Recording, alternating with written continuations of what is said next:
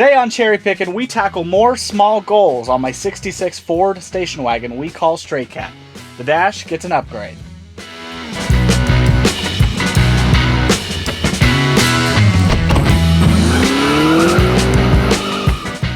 Welcome back to Cherry Pickin'. Today we're going to be working on some more small projects on my 66 wagon we call Stray Cat. In today's video, I'm pretty much just going to be focusing on getting my dash pod put back in. I've got a new dash pod for this thing. In 1966, these Ford Galaxies actually had a two-piece dash cover system.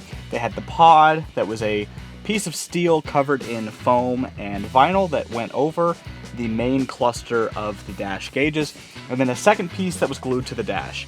Since I've had this car, this piece that goes over the dash gauge cluster has been, well, it was pretty beat, so to say. They kind of all are. That's what happens. They actually sag in the middle really bad, but mine, because it was in the desert, sitting in the sun for about 30 years, it had completely cracked and dry rotted and basically turned into pieces of nothing. And I have the original steel, and the plan was always to do something like a Mexican blanket serape to put on the dash to fit the vibe of the patina on the wagon. But I actually did recently come across a pretty good dash cluster pod. The only problem? It's green and my interior is aqua. So today I'm going to be painting it and showing you everything you're not supposed to do when painting a vinyl piece. And hopefully we're also going to get some other little things taken care of. I'm going to be putting new LED bulbs in my dash cluster so that all of my lights actually work for once. And then maybe some other little things here and there. We'll see where it goes. Honestly, today is going to be a small video that I'm going to do a little bit differently. And, well, let's get right into it. Let's start painting a dash. Now this is the new dash that I'm going to be putting in, and as you can tell, it's not exactly in the best shape. There's a crack here, plus it's got some dimples in it from sitting somewhere for a long time, and overall it's not exactly straight throughout the entire thing. There's actually another crack right here that I just noticed. However, it is still pretty soft for the most part, and the vinyl is still relatively plush, especially on the underside here, which looks okay. But the important part is that it doesn't sag too bad. Normally these have an issue right under here where this sags and covers your entire speedometer and gauge cluster. And it is actually receding just a hair. It has left the chat, so to speak, on this edge. Now, in a perfect world, I want to try to fix this, but honestly, this is better than what I have. So I'm just going to accept the fact that it isn't perfect, and we're just going to paint it as is and call it good. And over here is what we're going to paint it with. Pretty much, I'm going to go back to the same Pacific Green Metallic Ford color that I used on my kick panels in the last video. Can't really see it here. There it is in the sun a little bit, somewhere. Oh yeah, right there. So it's kind of an aqua green. It's a little bit darker than I planned on in the kick panels. However, my kick panels were black. So to combat that, I'm actually going to do a light coat of white paint primer. This is just flat, generic 2X paint primer. I'm going to do a coat of this first in order to try to brighten up the coats of this, because this lays on pretty thin and almost translucent. And then we'll go ahead and finish it up with some satin clear. And I'm probably going to use this plastic adhesion promoter because it is for vinyl. So like I said, this is the absolute wrong way to do this because I'm using 4 different types of paint from 3 different manufacturers, or I guess 2 different because those are both Duplicolor and those are Rust-Oleum. But we're going to try to make this work, and like I said, this isn't perfect. It really is kind of a temporary fix, but at least I'll have a dash, and I won't always have the issue of not having an ugly dash. Now again, not doing this the right way at all, because why would we? But we're painting outside here in some shade cover. It's actually kind of nice today.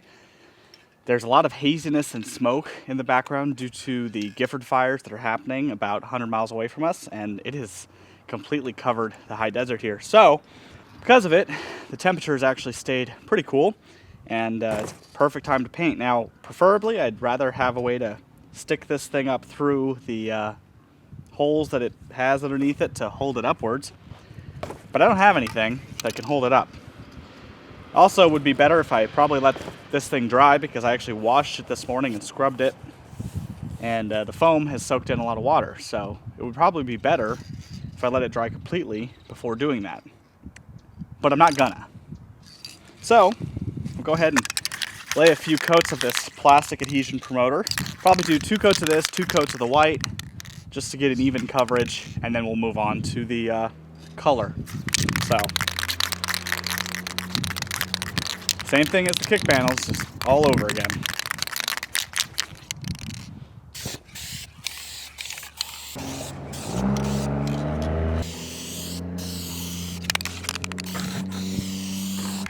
All right, and we'll let this dry and then put on the white.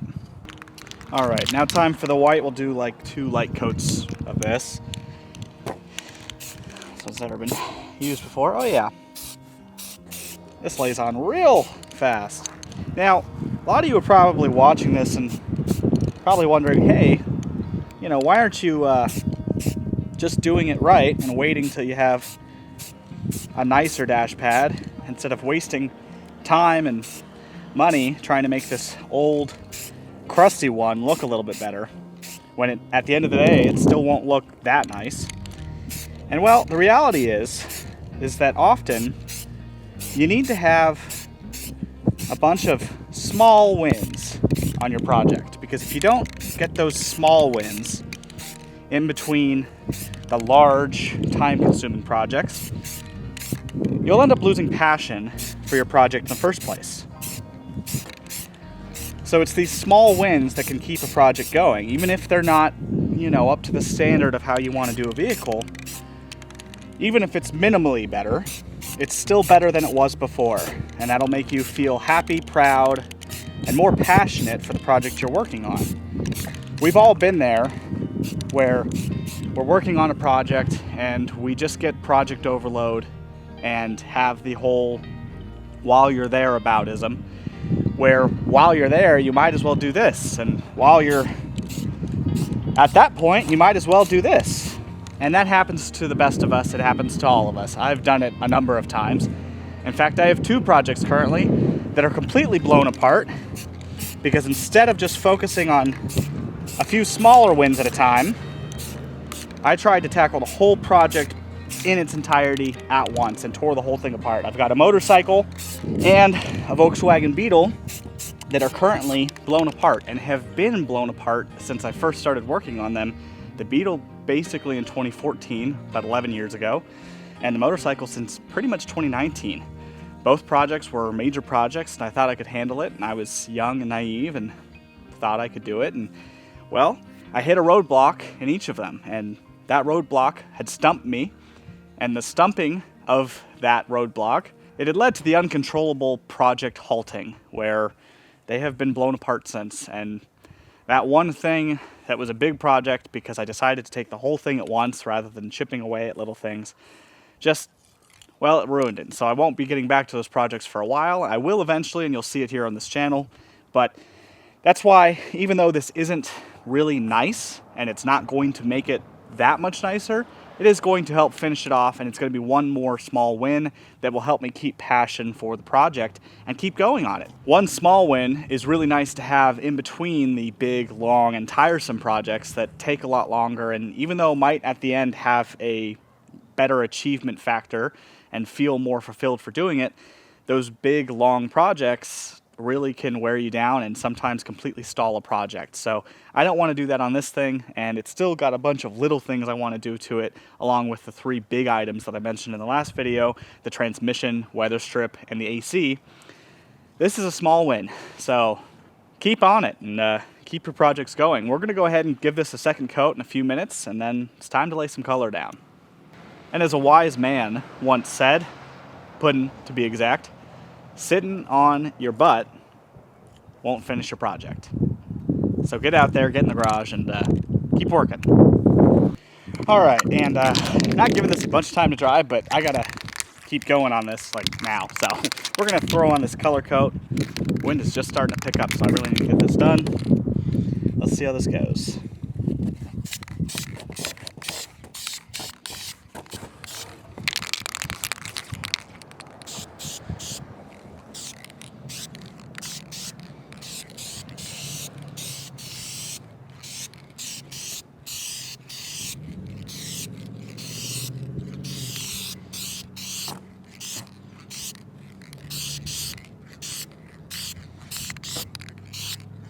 looking pretty good. That's pretty good for a first coat. So we'll let that dry for a few minutes and put on a second coat. All right, it's been a few minutes, not enough, but really got to hurry up. So we're just gonna go for it. Get this second coat on.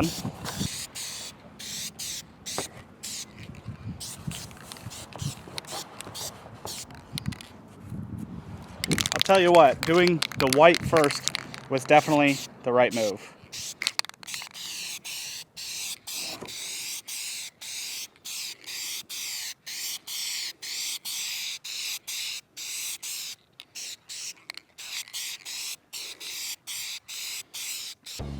All right, there's the second coat. One more coat, and then this thing should be pretty good. It's a little stripy at the moment, but still, not bad. Under here a little bit more. All right, and final coat, again, not enough time to dry, but I don't really care. Just put it in the sun for a second, hoping that would help. So now it's time to lay this last one on.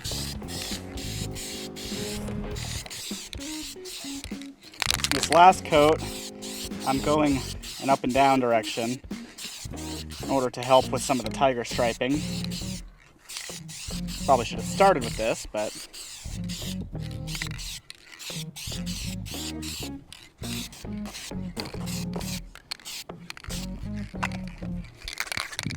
all right, and that's going to be all the coats, and then I'm going to put a clear on it, probably one or two coats, and then we'll have a new dash.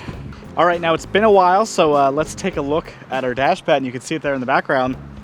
Looks pretty good. Now there's some shadows from the tree, so don't mind that, but the color is actually really good. It might be kind of hard to tell on camera just due to the sun and everything, but it's pretty nice. And like I said, this thing is not perfect. It's got some cracks in it already.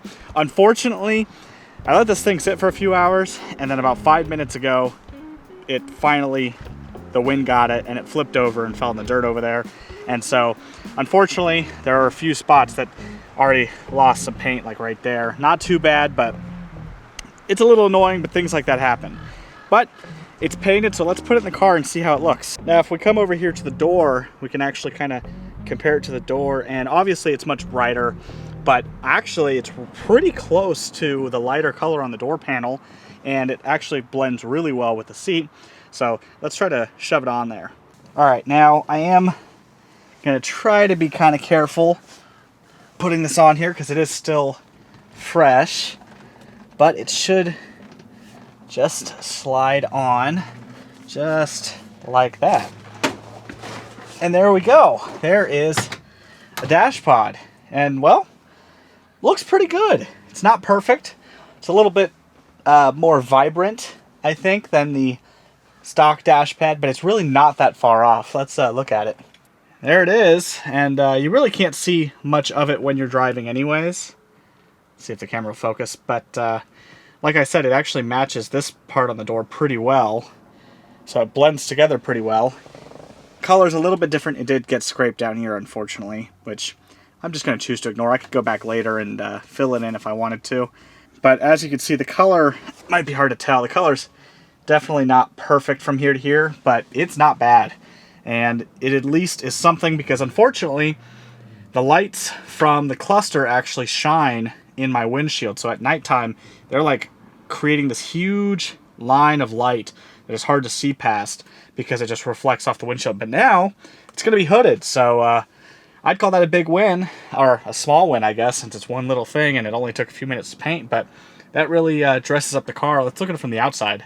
Now, it's definitely hard to see through the window. Let me, it's going to be a little hard to see through the window, but obviously it doesn't line up perfectly anyways, but looks much better. It looks a little bit more complete. I don't even know if you can get a good view of it because the sun is reflecting with all the shadows. But, well, anyways, I'm pretty much immediately going to have to take it off because, well, now the next little thing is I'm going to replace all of the light bulbs in my dash so that I can actually see a little bit better. I've got some burnt out ones. I've already replaced most of them with LEDs, but I wasn't too happy with them, and I'll show you why. So when I got this car, it had all the original incandescent bulbs in it.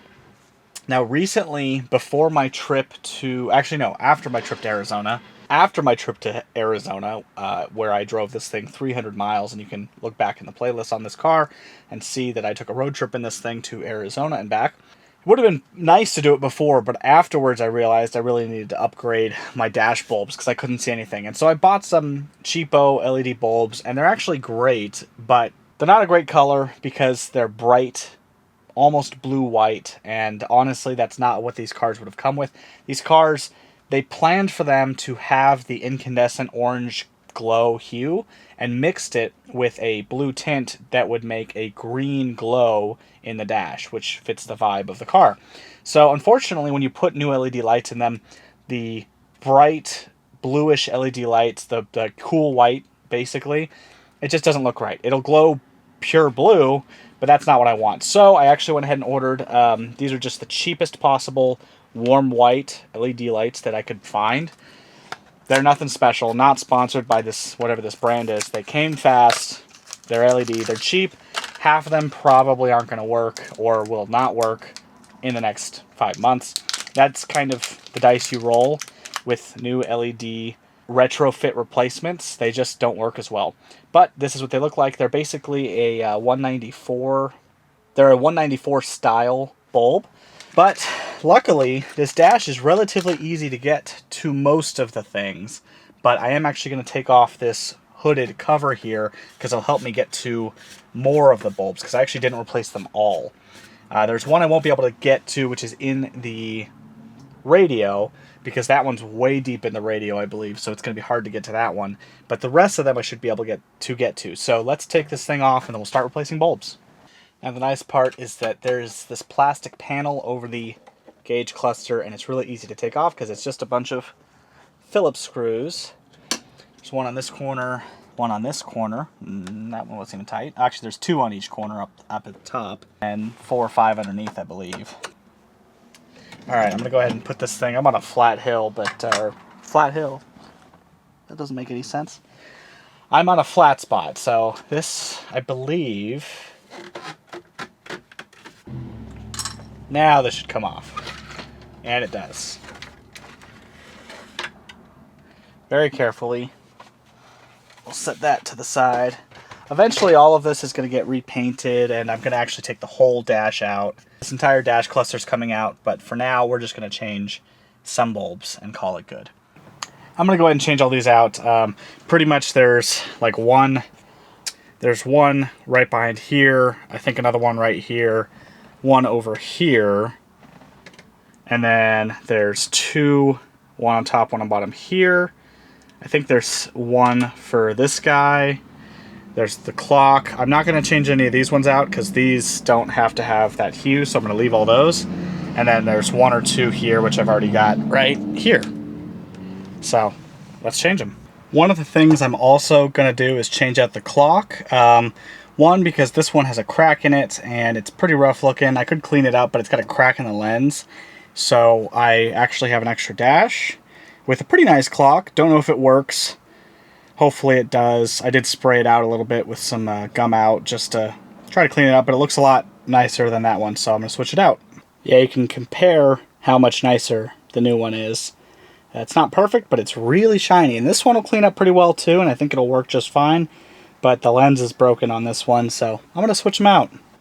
Alright, and I think I've got every bulb changed. I actually realized that there were some I missed the first time around, like the fuel gauge. I can actually you can change every single bulb except for probably your high beams, as well as the radio bulb, because it's inside the radio, but the high beam is pretty deep inside the dash. And to be honest, if it's not burnt out, I would leave it incandescent, because when you turn your high beams on, you don't want an LED bulb blinding you more than the high beams are doing on the road. I found that out with a few other cars I've done, well, specifically the SVO that is really, really early on in this channel a few years ago. I put an LED bulb for the high beam, and that now basically blinds me every time I turn the high beams on in that car. Anyways, all the bulbs are changed now. They're all back to the warm white. I even did the turn signals, and same thing about the high beam. Turn signals might be a little bright, but they're turn signals, so they flash. Not as big of a deal. So we're at the point now where I'm going to go ahead and put on the plastic surround back on, screw it back on. The new clock is in, and it looks great, but I don't believe it functions at all.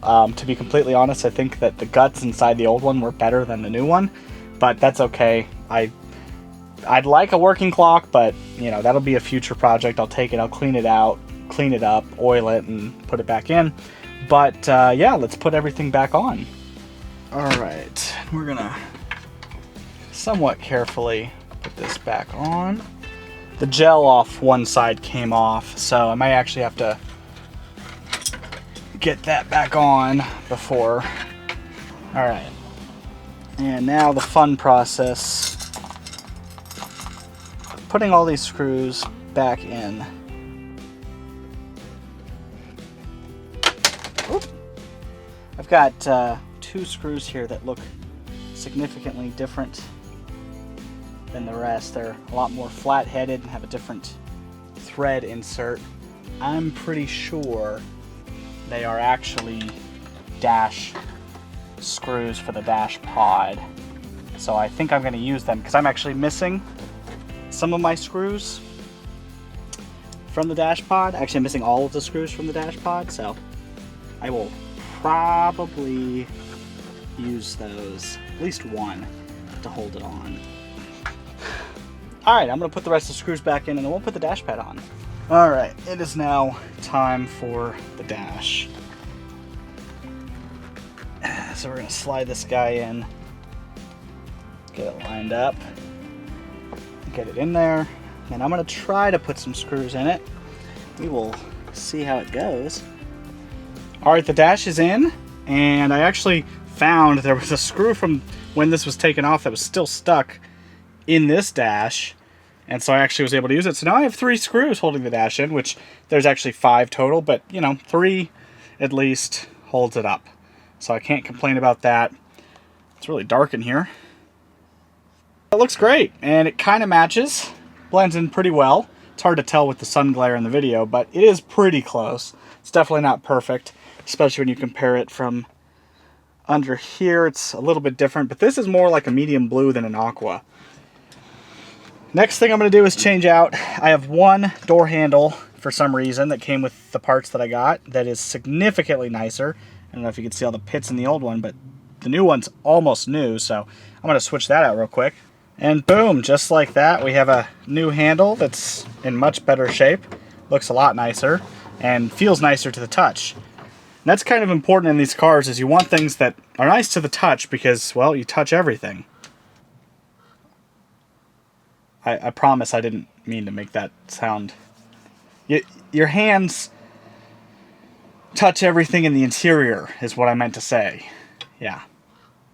Anyways, all right, and so since everything in the dash, we've got new bulbs, we've got a clock in there that actually looks nice and shiny, and the new dash pad that we painted.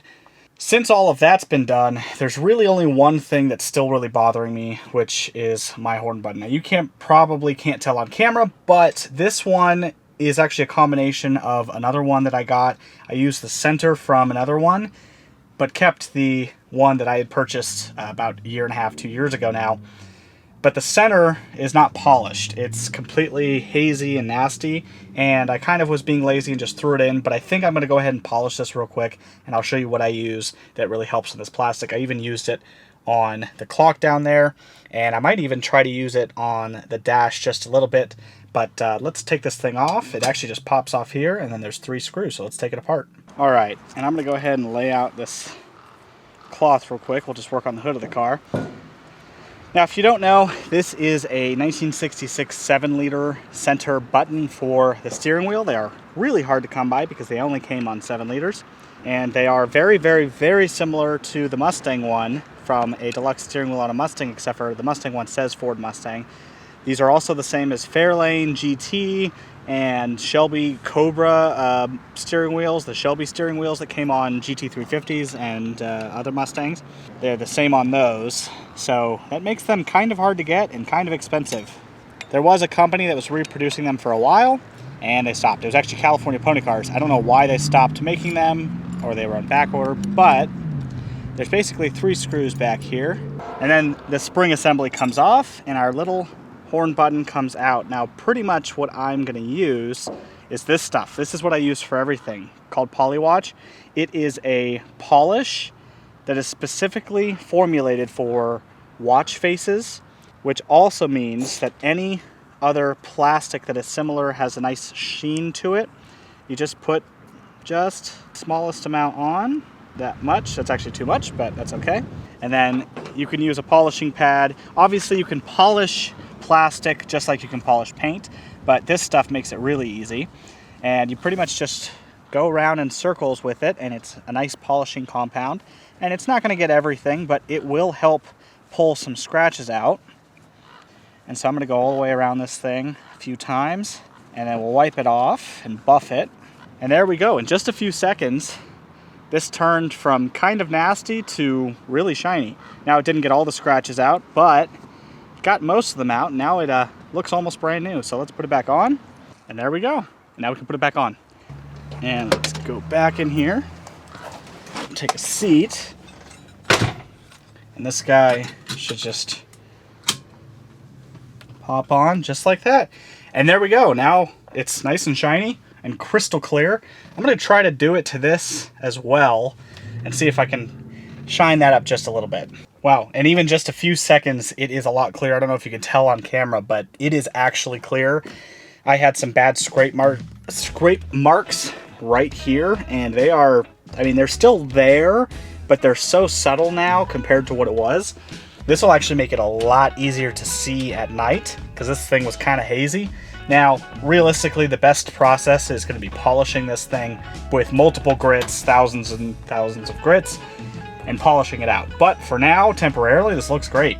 And there we have it. There's a light dash upgrade. We painted a new dash pod, we polished up some of these pieces, put a new clock in that totally doesn't work, and replaced some of my bulbs. That's a small win, and we're all about small wins right now. If you watched last week's video, we got the new grill on this thing, and it's all these little things that keep adding up over and over. Oh, we also put a new window crank handle on, so that's nice. I wish I had 4 of them, but it's those small projects that keep you going, keep your passion for the project, and make you proud to see what you've done in a small amount of time. I've basically done all of these little things in the matter of probably about 3 hours total today, maybe a little bit more, but that 3 hours could easily be broken up into 2 or 3 days, just 30-40 minutes at a time. All of these projects move it forward along the line and get it just that much closer to the finish line, and honestly make it a little bit easier to enjoy, because as stuff gets finished, it gets better every time, so it's a lot easier to enjoy it and use it as it's supposed to be. So anyways, that's pretty much going to do it for today's video. I really appreciate you watching. It really does mean the world to me, so thank you so much from the bottom of my heart. All of you that are out there watching, subscribing, liking, commenting, it really helps, and I think you know that as well, the way YouTube works. And I'm really just trying to do more and more with all these vehicles that I have and the vehicles that I get, and I like to make content out there for you guys. So if you liked today's video, please let me know by liking, commenting, subscribing to the channel. I really appreciate it and your time. So thank you so much for watching Cherry Pickin', and we'll see you next time. See ya.